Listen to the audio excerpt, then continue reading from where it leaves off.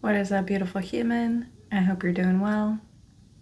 Today, I wanted to chat a bit about this precipice I find myself on, this crossroads, if you will, between manifestation, willing things to happen, go getting them, and resonance, alignment. Yeah. So I don't have much on this end yet because I'm at the precipice, you see. But what I've noticed in life is you absolutely can manifest, and we're always manifesting. And all that really means is whatever you believe, whatever you think, whatever you feel, you're going to bring more of that into reality, and it's going to align with your beliefs. That's like a no duh, right? If you believe you aren't worthy of good things, then no duh, you're not going to be able to keep good things in your life because you don't believe you're worthy. So at different levels, you might self-sabotage, you might not even pursue, you might knock yourself down before you even give yourself the chance to get those things. So the mechanics behind it is very logical. If I believe that I'm worthy of something, that something is for me, I'm going to go full force for it. And if I'm putting in that kind of effort, I'm probably going to get it. And if I don't, no problem. My belief ensures that I'll go after the next thing that I believe I'm worthy of. So whether you do list method, whether you do affirmations, whether you do the audio, it doesn't matter. It ultimately works once you shift into the belief and the knowing that you are deserving. So that mechanism, to see that, to have the shift in your belief and then get the evidence in reality, that's a very powerful thing. That's a very powerful power, to tap into. And we're all doing it all the time. It's just you can become conscious of that and you can really make things happen in a short amount of time. I know I've done it for myself. But here's where I'm at. And this may or may not resonate. If you have tapped into that power and you've seen it work, both for good and bad, I've manifested really horrible things, because my beliefs were whacked out. And then when I looked back, I'm like, oh, I'm powerful, Then I started being conscious of it. But I find myself at this precipice, this crossroads of, I have this power in my arsenal, but in hindsight, I could see that it made me want things that maybe weren't good for me long term, or maybe weren't in complete alignment because they aligned with this false identity I had. And it wasn't really false. It's false in the sense that whenever you seek and really pursue something, the problem with that is you get it. And I think when we become more non-attached, that's where I am right now. Manifestation asks that you're attached, but also detached in a way. But you can't deny it becomes an obsession. It becomes a whole thing. So although you might act nonchalant, knowing that it could happen here, this way, that way, that whatever way, you're still very much attached. And where I find myself now is not like a place of detachment. Someone put this in frame for me, which I think has been very helpful, is there's a difference between detachment and non-attachment. Detachment is cold. Detachment is almost like you're attached to being detached, if that makes any sense. But detachment has a whole energy about it. It's like, no, I'm over that,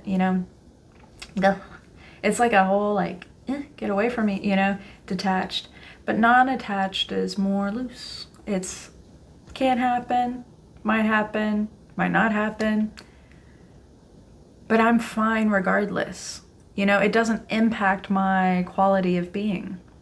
It's a subtleness. It's a whatever's best, let that rise. Whatever is best for me and for other people, let that be the thing. Whatever's for my highest good, let that be the thing.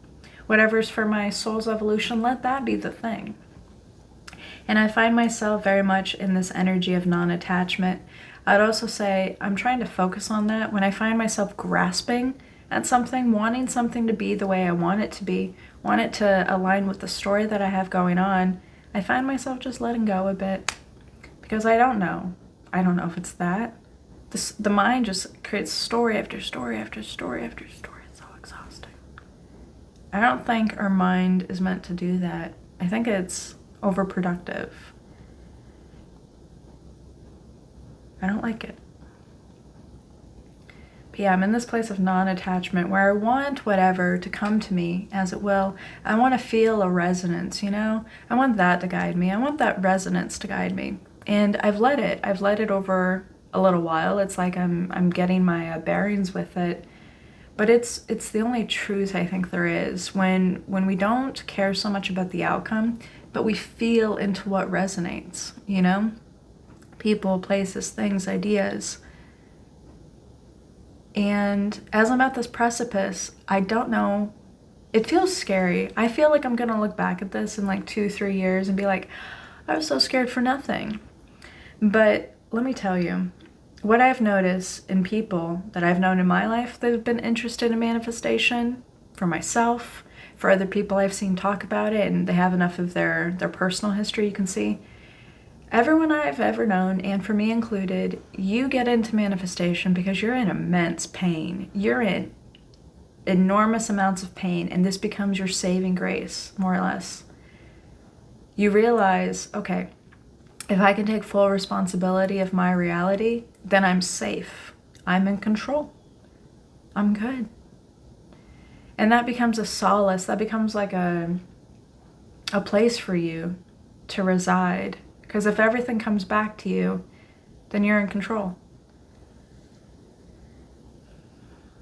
So letting go of this force, of this manifestation power, is not only letting go of force, it's letting go of identities, and it's letting go of perceived pain. And it's very scary letting go into this place that I don't understand yet, that I don't have a roadmap, that I don't even know what that means. What if my true self and soul just wants to be a vagabond? You know what I'm saying? It's kind of what it feels like, you know? What it feels like a bit. Or maybe it just needs time to grow and to be nurtured, right? To know that I care about it. You know? It's very scary. It's scary letting go of what we know in this reality, or what we can control, the variables, the identities. To let it go into the unknown, to realize we're safe, we're supported regardless. I find I believed in manifestation and the power of that when I saw enough evidence, right? That's just how my brain works. I saw enough evidence, but now I'm being ushered into a reality that doesn't ask for evidence. It asks for faith. It asks for trust. And it's a whole new paradigm. It's a whole new reality. And I find myself more scared than anything, you know, in the manifestation, in the force, in the make things happen. It's not scary, because you're doing too much. You know, you're doing so much. But this one asks you to do less. That's scary. Because it means your personal influence is not going to be a driving factor. It means the qualities that you needed in this reality of manifestation, of making things happen, whatever we want to call it, it's a completely different skill set that you need over here. But as scary as it is for me, and maybe for you watching, we know it's the best. Because we have harmony within ourselves. We have trust that we'll know when things resonate and when they don't. We don't have to get so in our head about it. We don't have to stress, we don't have to worry. What's meant for us will find us. What's meant for us will always find us. And it takes a lot of trust and faith. So that's where I'm at, and I don't see anyone talking about this, so I thought I would talk a little. So if anyone's feeling this, that sees this, feel less alone.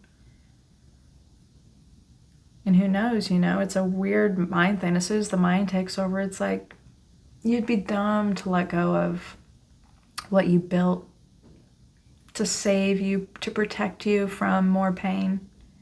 You'd be dumb to let that go, wouldn't you? Maybe. But I'm good. I got me. We'll get through this. I have faith. I have trust.